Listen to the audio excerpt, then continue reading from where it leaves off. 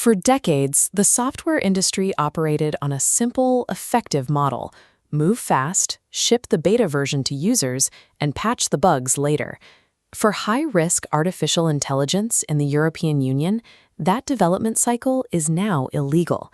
This timeline graph shows the two hard compliance deadlines approaching. You have until December 2027 for standalone high-risk systems and August 2028 for AI embedded in already ready regs. Surviving these deadlines requires passing the specific pre-market formalities laid out in Chapter 15 of the AI Act. Note that we are exploring the framework of the law for educational purposes. This is not a substitute for formal legal counsel. For AI providers in the European market, rigorous compliance is the prerequisite for existence. Every high-risk AI system must pass a conformity assessment, a mandatory legal checkpoint.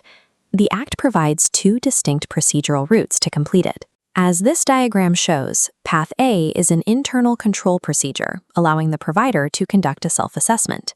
Providers can only choose this route if they strictly follow European harmonized standards or common specifications. Deviating from those standards forces you down Path B, which requires a formal third-party audit from an independent, government-designated organization called a notified body. This external audit is also mandatory for any system performing remote biometric identification of natural persons. AI embedded in physical products, like the industrial machinery shown here, follows a separate path, integrating AI Act requirements into existing sectoral safety procedures. Misidentifying the correct assessment path invalidates the market launch before it begins.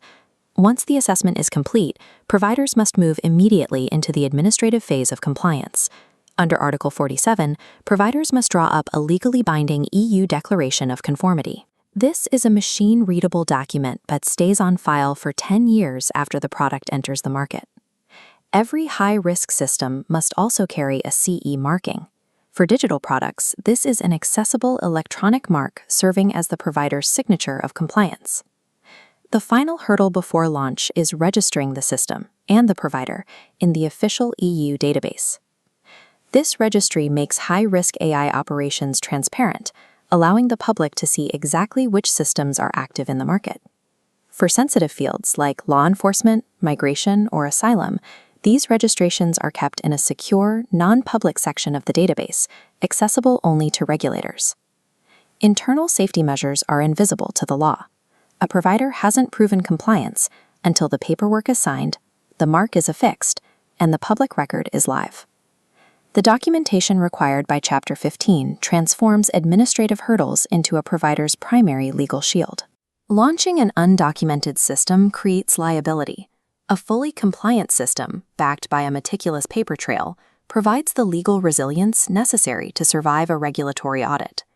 These formalities protect providers from staggering European Commission fines, reaching €15 million or 3% of global turnover. Providers should immediately classify their systems, select their conformity path, and begin building their evidence matrix.